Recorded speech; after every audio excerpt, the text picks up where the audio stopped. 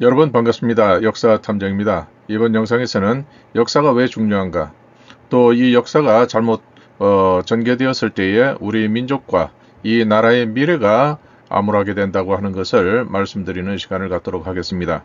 그러기 위해서는 우리가 먼저 우리의 역사를 제대로 이해를 해야 되는데, 우리의 역사 교육을 담당하는 많은 식자들이 고조선에 대해서 전혀 각성을 하지 못하고 있으며, 때에 따라서는 일부에서는 고조선은 없다는 식의 그러한 내용으로 자기의 주장을 강변하고 있는 것입니다. 그것이 얼마나 위험한 것인지 우리는 시진핑의 트럼프에게 한 말, 한국은 한때 중국의 역사의 일부였다, 이렇게 말을 했습니다. 다시 말하면 중국이 한국을 흡수하는 것도 당연한 것이니까 미국은 여기서 태클 걸지 말라 하는 이러한 복선이 깔려 있다고 해석이 되기도 합니다. 따라서 우리는 고조선에 대해서 명백하게 우리는 각성을 하고 이것을 저들에게 승복할 수 있도록 그렇게 역사를 이해해 나가야 할 것입니다. 또 어떤 책에 보면 중국사는 한국사의 일부였다, 이렇게 저서를 남기기도 했는데 맞는 말입니다. 고조선이라는 것은 우리뿐 아니라 편의상 한족이라고 부르는 저들의 역사의 기원도 거기에서 출발하고 그 역사의 시발점이 한민족의 시조다, 이렇게 말씀드릴 수가 있습니다. 그것은 이미 고조선이란 무엇인가에 대해서 이 설명란에 링크된 그 영상에서 자세하게 말씀을 드렸습니다. 그렇기 때문에 신농 임금님이 한민족의 친할아버지로서 시조로서 그렇게 글자와 또 전록에 있는 그 화폐가 근거로서 제시될 수 있기 때문에 그것은 역사적 사실이다, 이렇게 말씀드릴 수가 있습니다. 자, 다음을 보시겠습니다.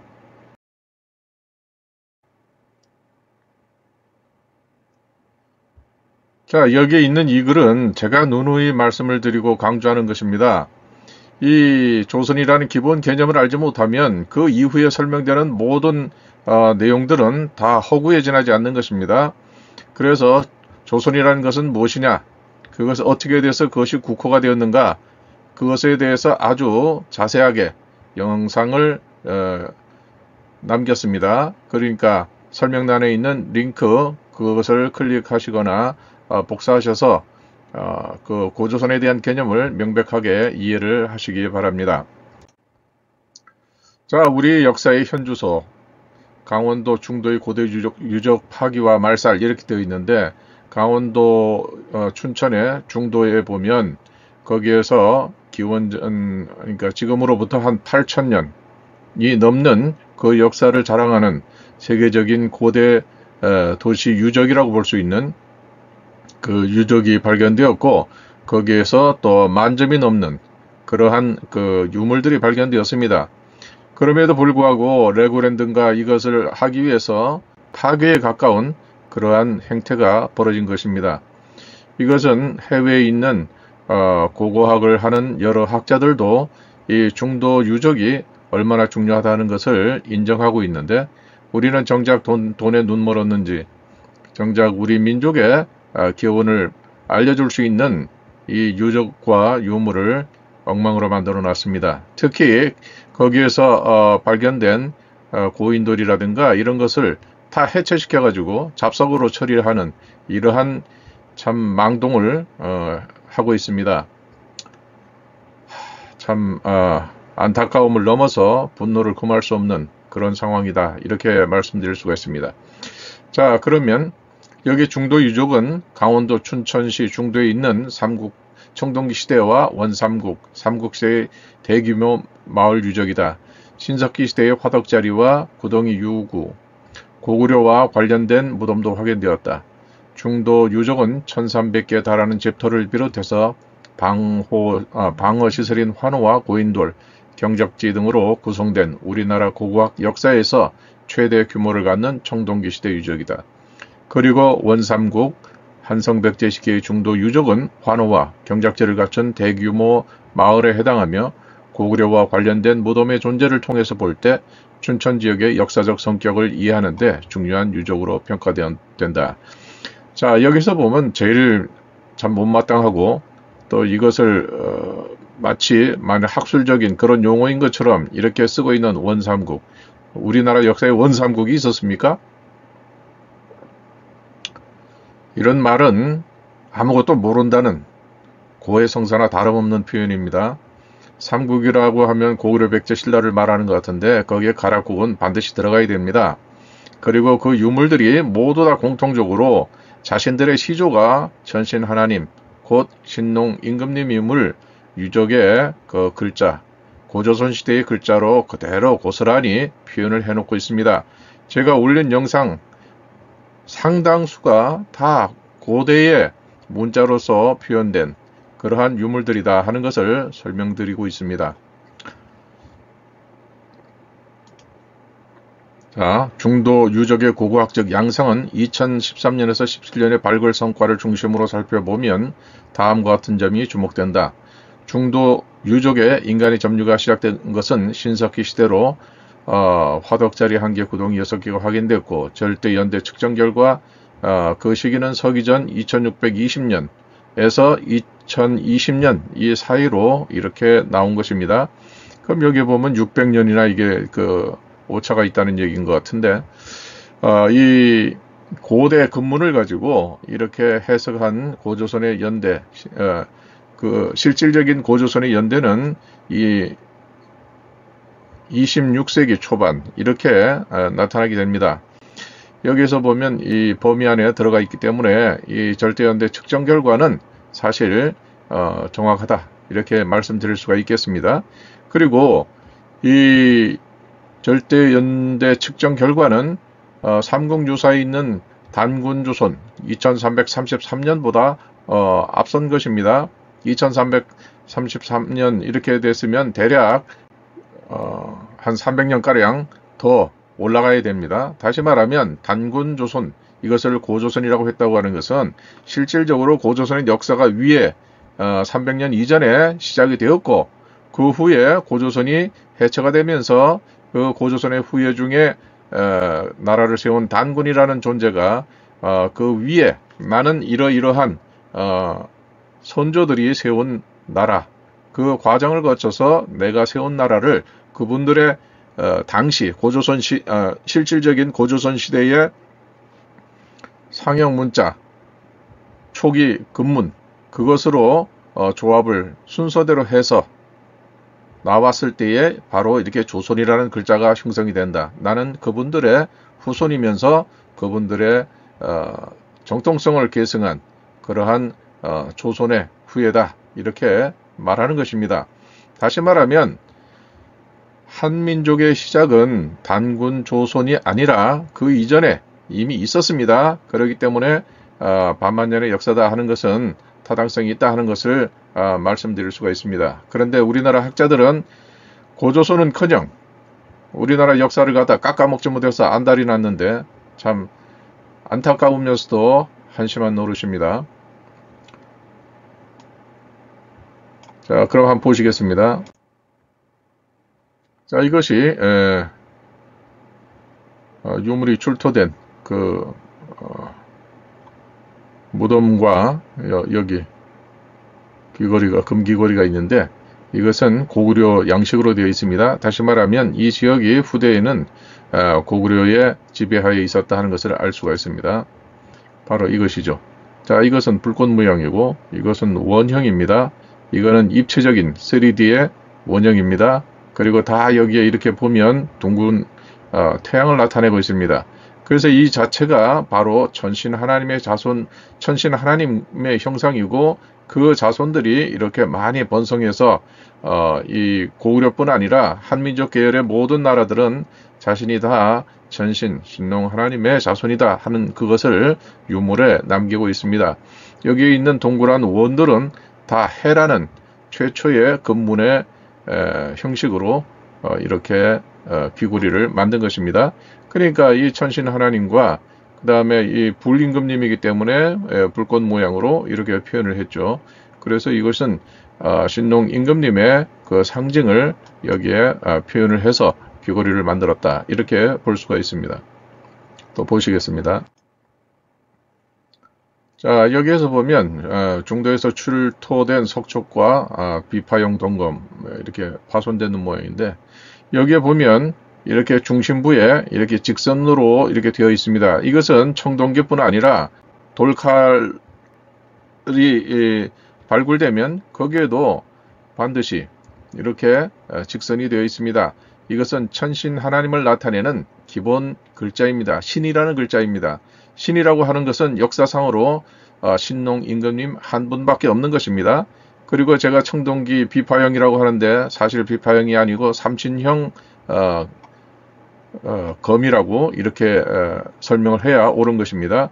자, 이것이 천신 하나님 이것을 나타내고 전체적으로는 불꽃 형태를 이렇게 띠고 있으면서 양옆에 작은 불꽃 형태로 뾰족하게 이 표현을 했습니다. 다시 말하면 천신 하나님의 시조이고 그 다음에 아드님과 따님 역시 천신 하나님의 자식이기 때문에 아버지를 따라서 자신을 작은 불꽃, 아버지는 큰 불꽃 이렇게 표현을 한 것입니다.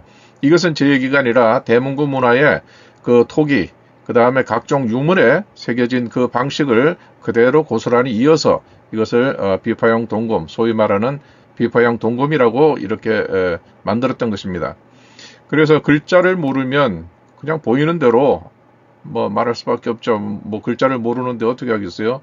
다시 말하면 이것이 큰 불꽃, 여기는 아드님과 따님의 작은 불꽃 해서 삼신을 나타내는 것입니다. 천신 하나님이기 때문에 신으로서 이렇게 근문으로 자신을 나타냅니다. 방향만 다릅니다. 그래서 이것은 고조선의 각 획에 대해서 영상을 올린 설명란에 링크를 보시게 되면 그것이 매우 자세하게 설명이 되어 있습니다. 그것을 반드시 확인하시기 바랍니다. 자, 이것을 강원도 중도에서 발견된 그 도끼와 소위 말하는 비파형 동검, 이것을 확대한 것입니다. 여기에 보면 가운데에 이렇게 심처럼 직선이 되어 있죠. 이것은 돌칼에도 이런 형태로 되어 있고, 돌칼은 좀 더 명확하게 적지 않은 숫자의 돌칼에서 불꽃 형태의 자연석이 이렇게 불꽃 형태로서 표현되어 있는 것을 볼 수가 있습니다. 때로는 그 심처럼 신이라는 글자를 이렇게 표현을 하고, 또 그 돌칼에서는 붉은색의 불꽃 모양의 그 자연석을 찾아서 이렇게 만들었다는 것을 알 수가 있습니다. 그렇기 때문에 그 한 자루의 돌칼을 만들기 위해서 얼마나 많은 그 칼을 만들려고 시도했겠습니까? 뭐 100자루 이상 만들었다가 파괴하고 뭐 이렇게 되지 않았을까? 그러니까 한 자루의 가치라는 것은 오늘날 우리가 생각하는 것보다 훨씬 중요하고 무거웠다, 이렇게 볼 수가 있는 것입니다. 그래서 그 돌칼에 있었던 그 양식을 그대로 표현한 것이 바로 이 동검, 이 돌칼이 먼저 사용되었을 것이니까 돌칼에 있는 이 신이라는 글자와 그 다음에 불꽃 형태, 대문구 문화에 있는 그것과 같은 형태로서 이렇게 표현을 했다, 이렇게 볼 수가 있습니다. 다음을 보시겠습니다. 자, 이것은 고조선에서도 인용된 그러한 고조선을 알린 우리 유물들입니다. 그리고 이것이 각각의 글자들이 조선이라는 그 초기에 그 족보들이 합해져서 조선이라는 국호를 나타냈는데, 거기에 표현된 그 내용들이 여기에 그대로 있다, 이렇게 말씀드리겠습니다. 조선할 때 열십자로 되어 있죠. 열십자는 실제로는 두 획이 아니라 삼신을 나타내는 세 개의 획으로 신이라는 글자로 이루어진 것입니다. 그것은 그 영상에서도 제가 링크된 영상에서도 설명을 드렸습니다. 그리고 이 고구려 와당에 보면 전체적으로 이거를 우리 학자들은 글자를 모르기 때문에, 또 역사의 그 맥락을 모르기 때문에 이것을 나뭇잎으로 설명합니다. 나뭇잎과는 전혀 관계가 없습니다. 우리의 모든 유물의 명칭들이 다 그렇습니다. 비파형 동검, 비파형 청동검 이런 거 다 비파하고 상관이 없어요. 그 다음에 고곡, 구부러진 옥이다. 그 우리 역사하고 아무런 관련이 없는 겁니다. 그런데 모르니까 그냥 오늘날 우리들이 이해하기 쉬운 그러한 형태를 가지고 설명을 합니다. 그러나 우리 역사와는 아무런 관련이 없는 설명들입니다. 또 원삼국도 마찬가지죠. 삼국이 아니라 사국인데 그 이전의 역사는 모른다 이 뜻입니다. 그러니까 미지의 모르는 그 시대다 이렇게 하는 것이죠. 모른다는 말을 표현할 수 없으니까 원삼국 이렇게 된 것이죠. 자, 그래서 여기 보면 여기 이 삼각형이 바로 이것과 같습니다. 그래서 이 삼각형은 삼합이라고 허신은 설문회자에서 설명을 합니다. 삼합이 뭡니까? 직선 셋이 합쳐서 삼각형이 이루어진 것입니다. 여기에 대해서도 설명하려면 영상 하나지만 이 세 개의 신자를 가지고 이렇게 표현을 했기 때문에 그래서 삼신을 나타내는 표현이고 이것은 허신은 집, 모일 집, 즉 삼신을 합한 것, 삼신을 모시는 집이다.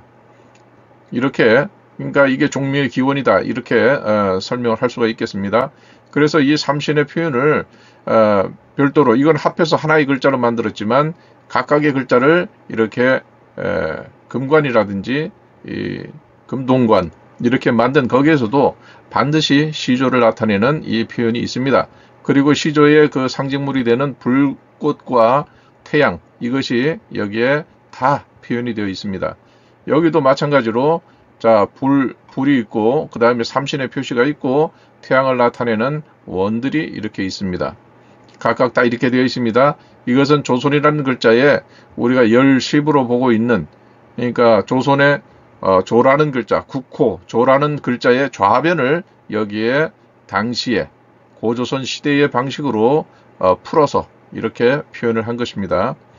이거는 가락국 시대의 그 토제 방울인데요. 여기에 보면 이게 삼신을 나타내는 것입니다. 이것과 같은 개념입니다.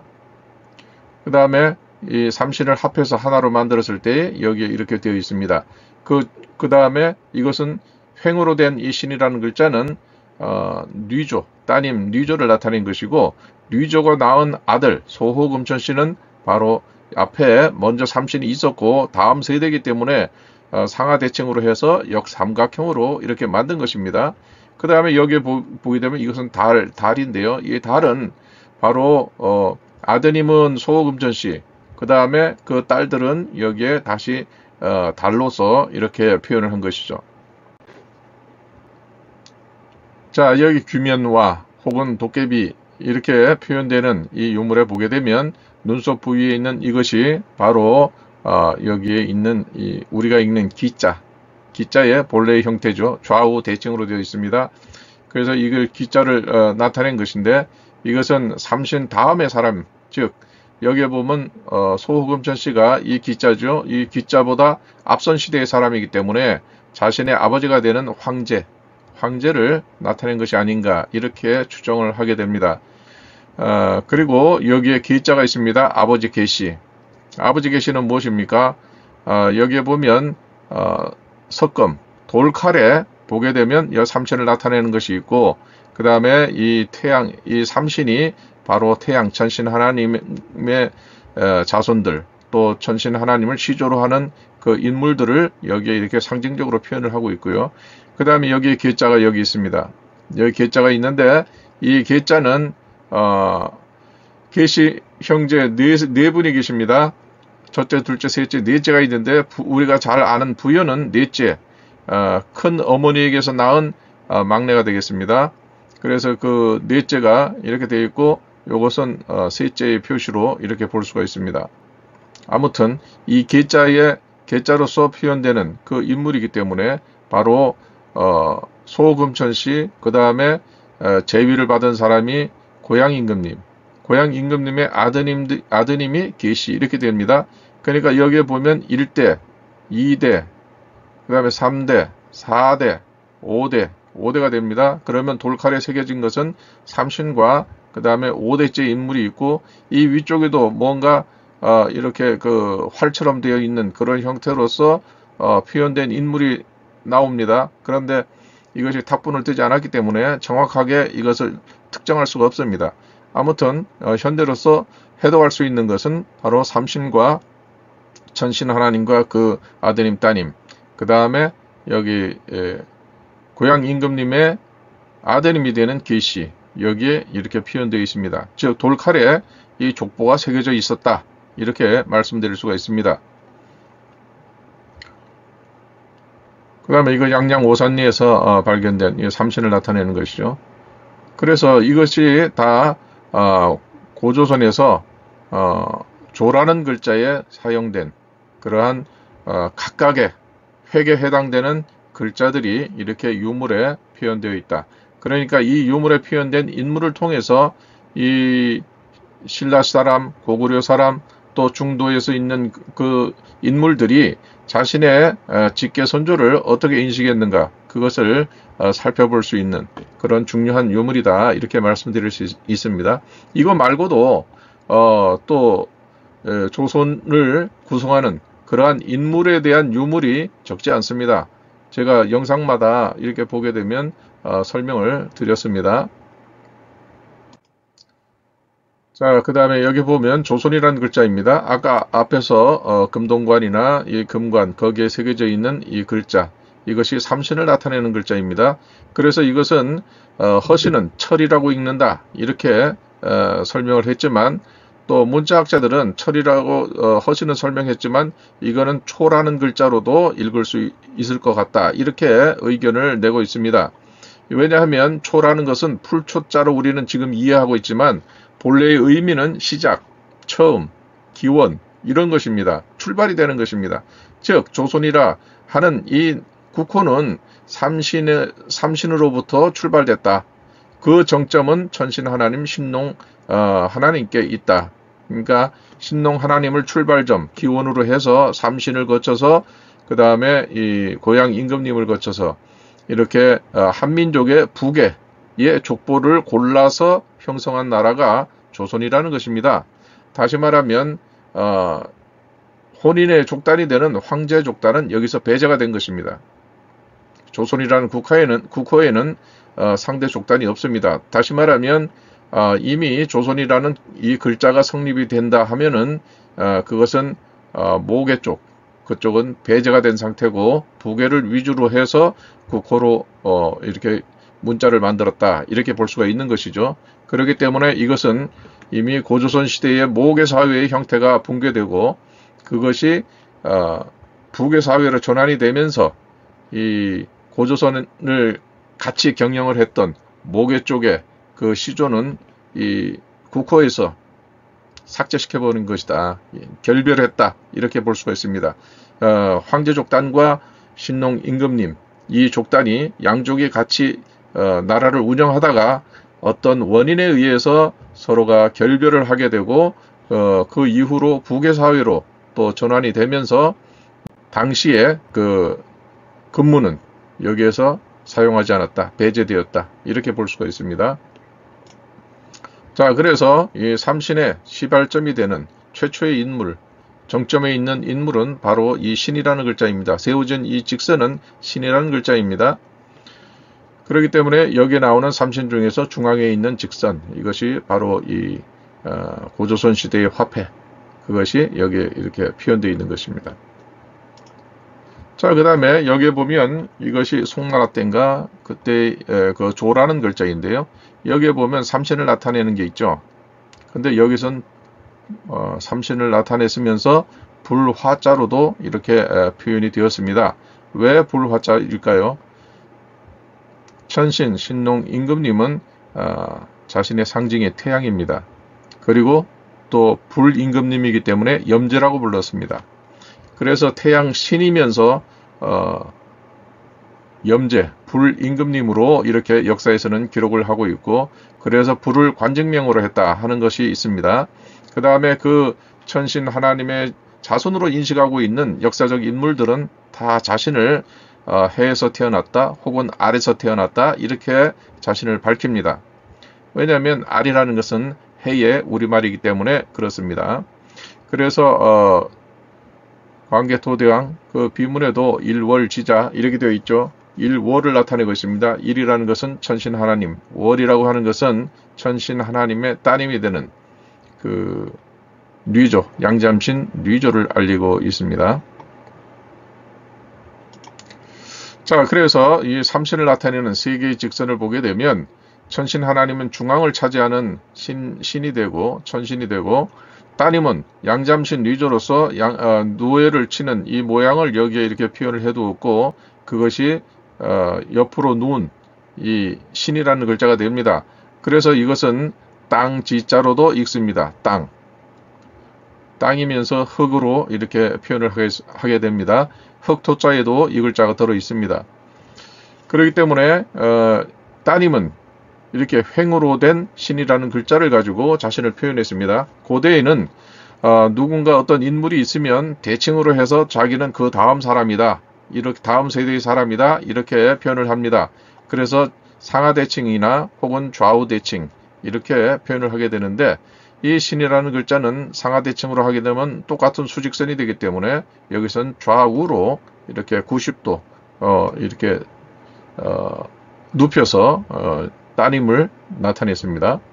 그럼 아드님은 여기에 보면 사선으로 된 신자가 있습니다.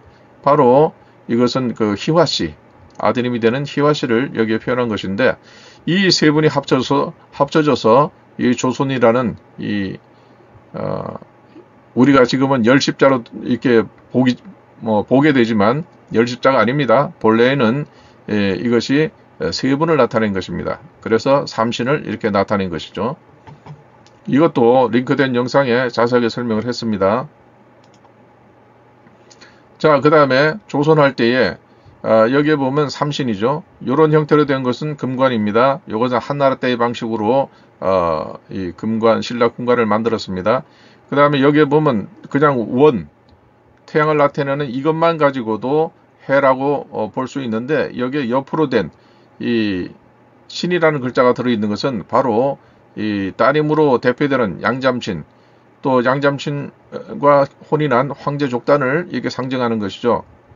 즉 천신 하나님과 황제 족단이 연합한 그러한 나라가 고조선이다, 이렇게 보고 있는 것이고, 여기에 보면 이건 고자입니다. 이건 숨쉰다는 뜻이 됩니다. 시작했다, 생명을 잉태했다, 이런 뜻이 되는 것이죠. 삼신이 있으면 이 아래에 양족단이, 그때 당시는 족외혼이었기 때문에 양족단이 결합을 해서 나라를 비로소 개천했기 때문에 바로 이것이 삼신으로부터 시작된 고조선, 그것을 성격을 알리는 것입니다. 그 다음에 여기 인방의 주씨입니다. 인방의 주씨, 여기에 보면 바로 이건 고향 임금님을 나타내는 것인데, 고향 임금님은 사신을 접대하거나 제사를 드리는 그러한 직책을 받았습니다. 그렇기 때문에 여기에 배주자, 이 배는 잔을 말합니다. 제사를 올릴 때에 배의 형태로서 이렇게 제사를 올렸기 때문에 잔배, 이렇게 되는 것이죠. 그래서 이 배자 밑에 주 태양을 나타내고 있습니다. 즉 천신 하나님의 정통, 직계자손이다 하는 것이 여기에 표현되어 있습니다. 그래서 이 태양을 자신의 상징으로서 물려받은 것이죠. 또 여기서 다음 세대에서 또 그것을 이어가게 되면 거기도 마찬가지로 자신을 태양으로 하게 될 것입니다. 그래서 광개토대왕 호우에 있는 정자, 이것이 뭐 해시태그니 뭐 이런 얘기를 합니다만은, 이거는 백익을 상징하는 것입니다. 그런데 여기에서 이 정자나 여기에 둥근 태양을 나타내서 이 정자나 같은 것입니다. 같은 것인데 보다 명백하게 나는 천신 하나님의 자손이요 하고 이렇게 자신을 명확하게 정체성을 드러낸 것이 바로 이 글자가 될 수 있습니다. 그래서 한민족의 자손들은 아마도 다 이 정자를 자신의 그 상징으로 이렇게 표현했을 것이다. 이렇게 이해를 할 수가 있습니다.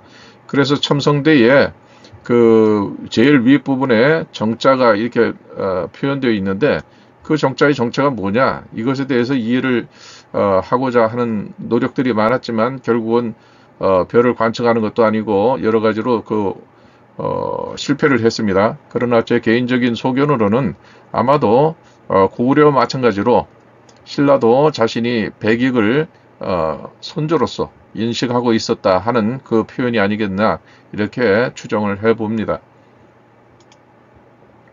자, 이 보시는 대로, 그래서 여기에 보면 주자, 조선이라는 글자에 이 주자가 여기서 이제 따온 것이고, 그 다음에 이것은 천신 하나님으로부터 따온 것입니다. 그렇기 때문에 태극기 정중앙에 있는 이것은 천신의 자손이다 하는 그런 뜻이 되는 것이죠. 그래서 태극기 정중앙에 있는 큰 원은 천신 하나님을 나타내는 것이고, 그 안에 있는 그 곡선, 그것은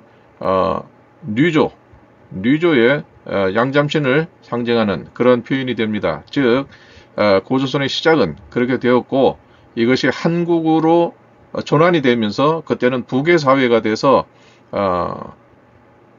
천신 하나님, 신농 임금님의 따님이 되는 뉘조를 뺀 나머지 황제의 족단의 인물들은 전부 다 배제가 됩니다.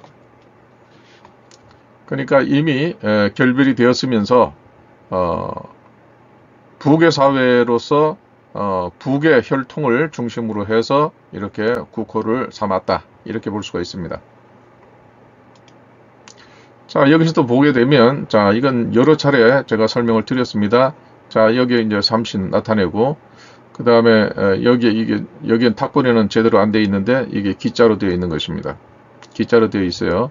그리고 역삼각형 이렇게 되어 있죠. 역삼각형은 바로 이 다음 세대의 인물이기 때문에 바로 이렇게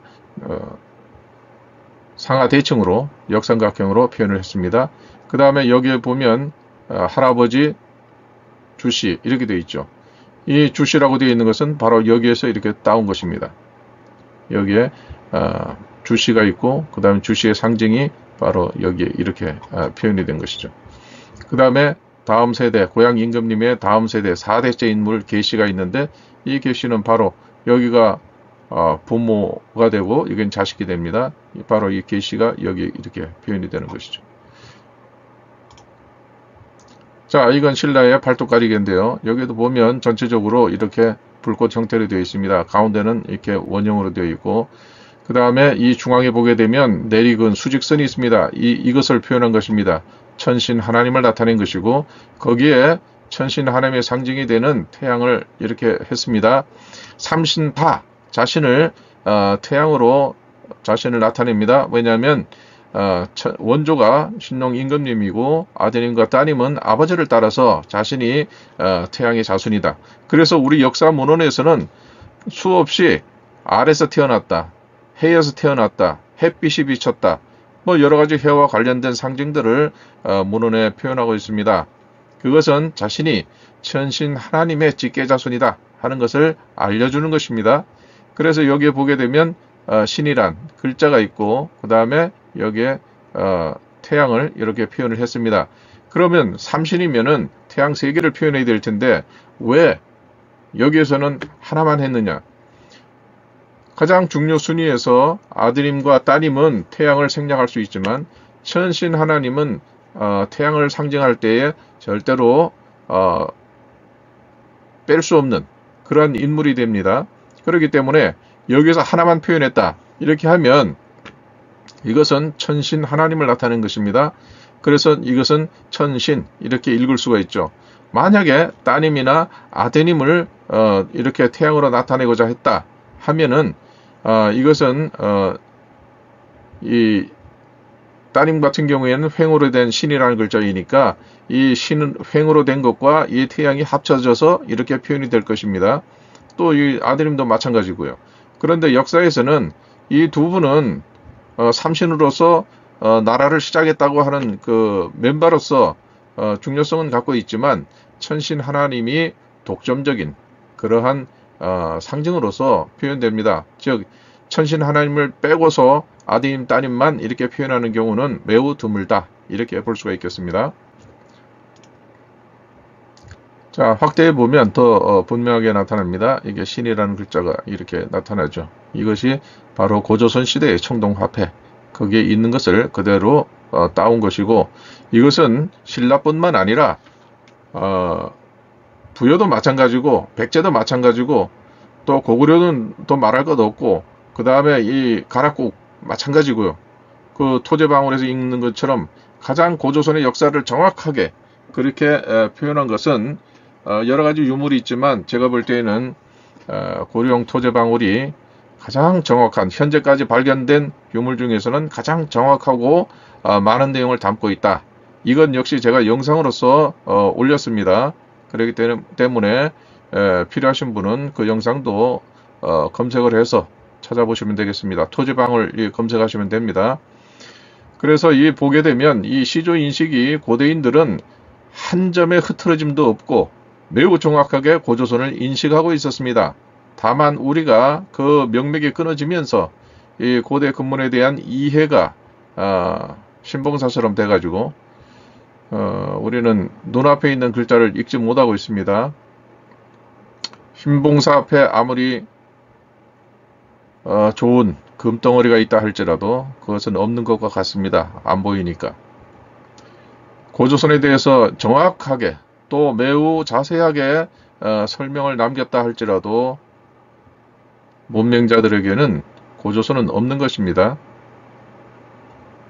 이것은 가장 기본적인 건데 그것을 지금 모르고 있으니까 고조선의 역사를 알 수가 없죠. 자, 여기 보면 이사지 왕답니다. 사람 인이 있고, 이렇게 표현한 걸 보면 이렇게 사람 인이 있고 천신 하나님이 있습니다. 그 다음에 이렇게 신자가 작게 표현되어 있습니다. 이게 이자인데요. 그래서 이거 인방에 천신 하나님과 아드님 따님 이렇게 표현이 되어 있다. 자, 그래서 여기에 보면 조선이라는 글자에도 여기에도 이렇게 인자를 이렇게 했던 것입니다. 그래서 이것과 같은 개념이죠. 이사지 왕도 그 전체가 다 삼신을 표현한 것, 삼신을 가지고 글자를 만들어서 표현한 것입니다. 그리고 이사지 왕도라고 하는, 이사지 왕이라고 하는 것을 한자로서 표현을 해야 되기 때문에 글자 형태는 그 한자의 형태를 띠고 있지만 그 구성을 보게 되면 그 안에는 고대 근문을 고스란히 그렇게 그 안에 집어넣은 것입니다. 또 그 초대형 기와 거기에도 보게 되면 많은 내용들이 그 안에 담겨 있습니다. 이건 역시도 제가 영상으로 올렸습니다. 자, 여기 보게 되면 이것이 신자죠. 내리근, 여기 보면 내리기운 선이 보이는데 이것이 신자입니다. 그 다음에 이게 천이라고 되어 있는데 이건 이제 그 한자 지자를 표현하려고 하다 보니까 어쩔 수 없이 여기선 천자를 썼지만 본래의 천자는 이렇게 표현되는 것이죠. 이게 천자입니다. 그러니까 머리는 태양이고 태양, 바로 여기에 있는 이 태양이고, 그 다음에 이건 큰 대자가 됩니다. 그러니까 큰 태양이란 말입니다. 태양은 하나인데 큰 태양이라고 하면 작은 태양도 있다는 뜻이죠. 이 작은 태양은 누굽니까? 아드님과 따님을 비롯한 그 다음에 직계 후손들. 그래서 역사에서는 해에서 태어났다든지 알에서 태어났다든지 그 다음에 뭐 햇살이 비쳤다든지 이런 표현을 하는 것이 바로 자신이 천신, 신농, 임금님의 자손이다, 혈통이다, 이것을 정체성을 밝히는 것입니다. 그렇기 때문에 우리가 이거 글자를 모르니까 이것을 그냥 문양이다 이렇게 표현을 하는데 나는 문맹이다 이 말 하는 거나 똑같습니다. 자, 이게 보시겠습니다. 여기 보면 신이라는 글자가 있고 그 다음에 여기 천신 하나님, 신농 임금님을 이렇게 표현했습니다. 그러면 천신 이렇게 읽게 되죠. 그 다음에 여기 역삼각형이 있습니다. 이사제 왕도의 지자입니다. 이거는. 그래서 이 역삼각형이 있는데 바로 그것이 이것입니다. 여기에서 따온 것이죠. 그러니까 이것은 뭐냐? 신라인들이 인식한 시조를 나타낸 것입니다. 그 중에서도 천자의 자리에 앉았던 사람, 제위했던 인물, 최초의 인물이 천신 하나님. 그 다음에 사위로서 이렇게 들어와 가지고 천신 하나님의 그 자리를 계승한 인물이 바로 이 소호금천씨가 됩니다. 그러니까 소호금천씨는 천신 하나님의 따님이 되는 뉘조의 아들입니다. 그러니까 혈통으로 보면 외손자이고, 그 다음에 제위 그 연대를 보게 되면 바로 다음에 천신 하나님 다음에 이 천자의 자리에 앉은 것입니다. 그러니까 장가 들어서 장인의 지위를 물려받는 것이죠. 그러니까 이때는 2대2의 결혼 제도이기 때문에 이게 그 설명을 하기가, 오늘날 이해하기가 굉장히 어려운데, 바로 아들이면서 손자가 되는 그러한 관계가 된 것이죠. 그러니까 이 소호금천 씨는 바로 자기 어머니가 황제의 작은 부인, 이렇게 되는 것이죠. 이때는 그 정통성이 있는 것입니다. 그래서 이 글자는, 지라고 하는 글자는 바로 이렇게 둘로 나누었을 때에 이것은 천신 하나님의 그 양족의 최초의 통치자, 그것을 여기에 표현한 것이고, 그 다음에 상대가 되는 황제족단, 거기에 최초의 천자의 자리에 오른 인물이 소호금천씨다 하는 것을 알려주는 것입니다. 그렇기 때문에 황제가 천하를 다스렸다, 이 말은 거짓말입니다. 그건 사마천이 몰라서 했거나, 아니면은 사마천이 황제를 정통으로 만들기 위해서 본래의 최초의 천자의 자리에 있었던 통치자였던 천신 하나님을 부정을 하고 바로 황제를 그 자리에 앉힌 것이 사기, 이렇게 볼 수가 있는 것이죠. 사기를 써서 사기를 쳤습니다. 그리고 여기엔 날 일자, 이것은 고조선 시대의 글자로 하게 되면 여기에 있는 것처럼 이것과 이것은 다릅니다. 여기에 있는 이 글자처럼 이것만 가지고도 해를 나타냅니다. 일자가 됩니다. 그런데 여기에 이렇게 횡으로 들어 있습니다. 다시 말하면 천신 하나님과 천신 하나님의 따님으로 대표되는 황제 족단이 결합돼서 사돈이 된, 그래서 공동으로 나라를 경영했던 그 시기가 고조선이다, 이렇게 설명을 하는 것이죠. 그때의 모든 그 정통성은, 또 글자는 다 천신 하나님을 기준으로 글자를 만들었기 때문에 그 후대에 나타나는 글자 속에는 천신 하나님이 내포되어 있습니다. 그것은 마치도 한 주먹에 눈덩어리를 굴려서 눈사람을 만들었을 때에 그 눈사람이 어떤 형태가 되든지 간에 그 안에는 한 덩어리에 그 눈이 들어있는 것처럼 모든 수만 자의 글자 속에는 천신 하나님의 내용이 담겨 있습니다. 그래서 여기에 보면 이사제 왕도의 지라는 글자를 보게 되면 이 좌우 절반씩 나누었을 때에 하나는 양족의 시조, 또 하나는 바로 양잠신과 황제를 대표로 하는 그 호족, 호랑이 족단, 이렇게 족단이 연합을 해서 나라를, 고조선을 경영했다 하는 것을 알 수가 있습니다. 그리고 이 둘은 서로가 독점적인 혼인의 상대였다, 이렇게 볼 수가 있는 것입니다. 그래서 각각의 이 글자들이 결합되었을 때 비로소 조라는 글자가 나타나게 됩니다. 그 다음에 선이라는 글자를 보시겠습니다. 이 선이라는 글자를 보게 되면 양과 고기 어자가 결합이 되어 있습니다. 갑불문에서는 이렇게 표현되어 있고, 전국시대에서는 여기에서는 불화자가 되어 있죠. 불화자. 다시 말하면 불의 시조가 되는 것. 그 다음에 이 화자 위에 보면 여기에 태양을 나타내는 작은 원이 여기에 찍혀 있습니다. 이건 뭡니까? 태양과 불, 이것을 상징으로 하는 건 천신 하나님이죠. 천신 하나님이 자손이 되는 것이 바로 어시다, 이 말입니다.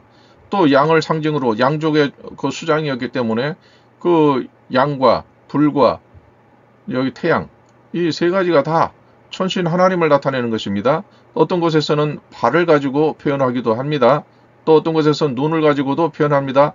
이것이 유목을 하는데 절대적으로 필요한 조건들입니다. 시력이 좋아야 멀리 있는 물이나 그 다음에 위험한 동물들을 막을 수 있고, 또 오랫동안 걸어가야 되기 때문에 발을 가지고 이동하는 민족이었다는 것을 알려주고 있습니다.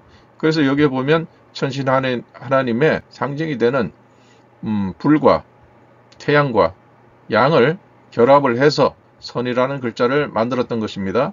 자, 그럼 여기도 또 마찬가지로 보시게 되면 여기에도 이렇게 선자가 여기 불화자가 들어 있습니다. 역시 그 다음에 양자가 있습니다. 천신 하나님의 그 상징입니다. 그래서 여기서 보게 되면 여기에 태양을 나타내는 이것이 있죠. 천신 하나님의 상징입니다. 그러면 천신 하나님의 상징은 또 양이 있습니다. 천신 하나님의 상징이 양이 있어요. 그 다음에 발이 있습니다. 이거 다 금문에, 초기 금문에 다 이거 나타나는 것입니다. 그 다음에 또 눈이 있습니다. 이건 시력이 좋아야 되니까. 이거 눈이 있습니다. 그 다음에 또 불이 있습니다. 그래서 이 불은 최소의 단위가 하나의 촛불 같은 그러한 불꽃을 가지고 표현을 하게 됩니다. 이거 우리 유물에 다 나타나는 겁니다. 자, 여기에 보면 고기 어자가 있습니다. 고기 언데 아버지 알씨. 만약에 아버지 이 표시가 아버지 부자가 없고 알씨 이렇게 했으면 이건 천신 하나님을 나타내는 것이죠. 근데 어씨가 4대 인물이기 때문에 아버지 이렇게 표현했으면 이것은 3대째 인물이 아들에게 너는 물고기와 관련된 역할을 해라. 직책을 이렇게 주었다는 것을 알 수가 있습니다. 그렇기 때문에 여기에 보면 이 태양이라고 하는 것은 아까 앞에서 보셨던 것처럼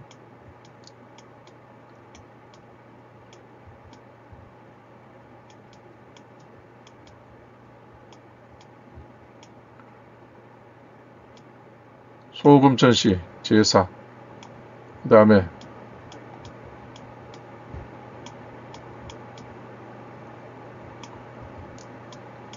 부계,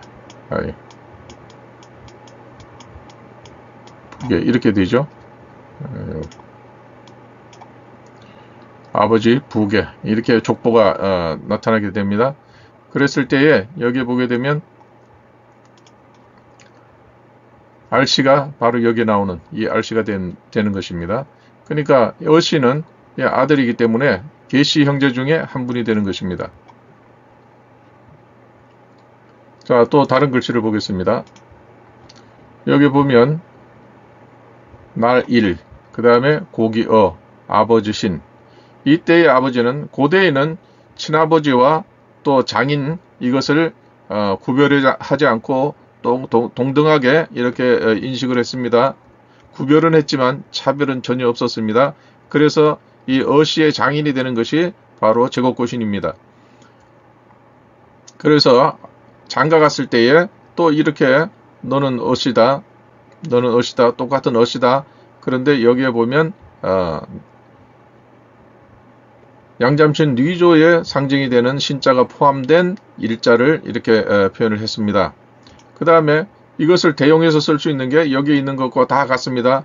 여기 그 천신 하나님을 나타내는 것이 태양, 그 다음에 양, 발, 눈, 불꽃 이렇게 되어 있다고 했습니다. 또 다른 것도 있을 수 있죠. 근데 여기서 보면 일자입니다. 일자를 대신 사용할 수 있는 것이 양입니다. 일자를 쓰지 않고 일자를 대신해서 차용할 수 있는 것이 양자입니다. 자, 그렇기 때문에 여기에 보면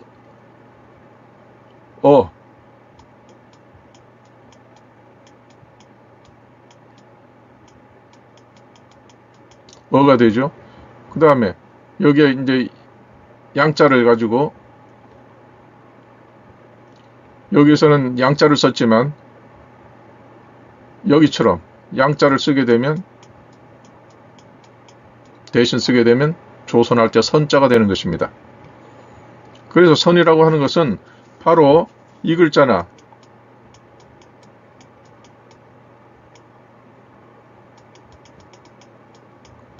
노나라 노자나 똑같은 글자입니다. 뜻은 같은 것입니다. 형태만 달랐을 뿐이죠. 똑같은 글자가 됩니다.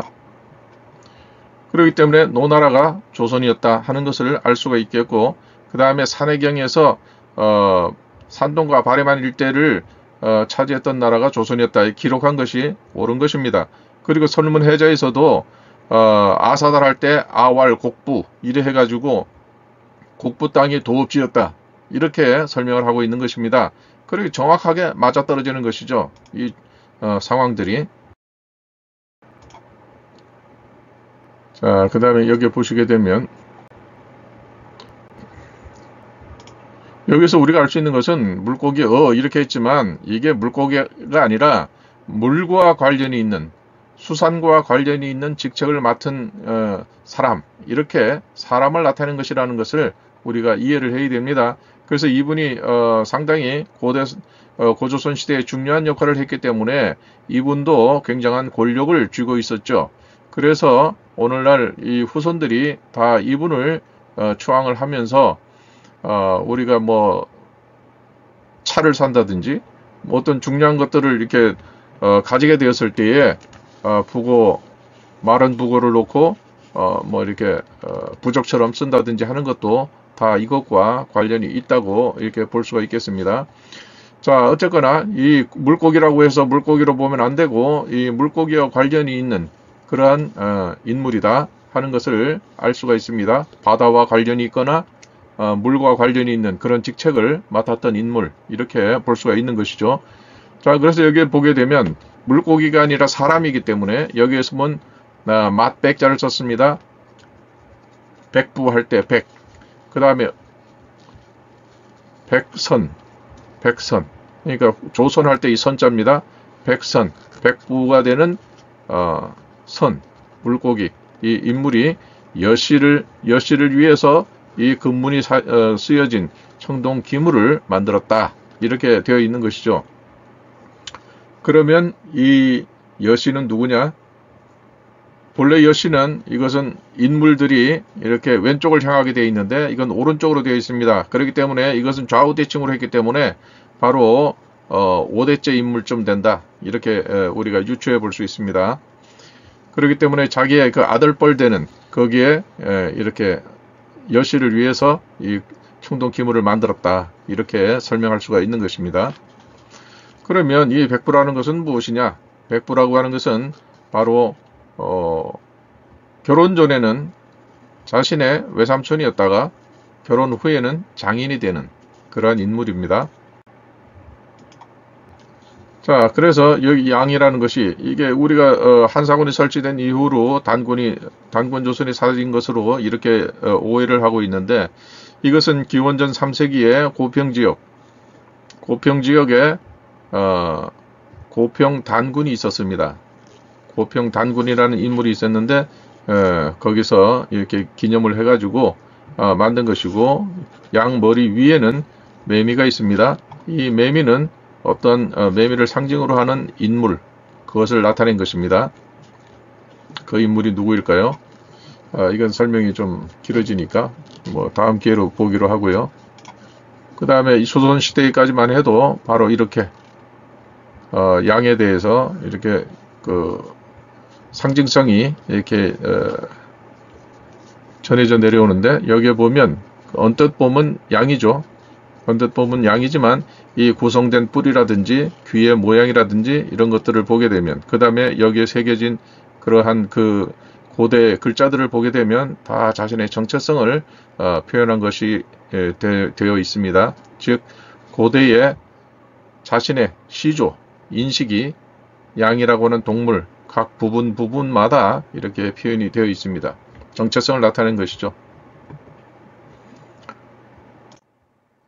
자, 그 다음에 여기에 왕릉을 수호하는 동물상 이렇게 석호, 석양, 석마 이렇게 되어 있는데 이건 뭐 돌을 썼기 때문에 그렇게 하는 것이니까 호랑이, 양, 말 이렇게 되어 있는 것이죠. 이것도 다 반만 년 전에 다 글자로서 사용되었던 금문에 사용되었던 그런 동물들이 되겠습니다. 그래서 이 마한이라고 하는 것도 아마 이 말과 관련이 있을 것이다 이렇게 볼 수 있습니다. 이 부분은 언제 기회가 되면 제가 따로 이렇게 영상을 만들어서 설명을 드리도록 하겠습니다.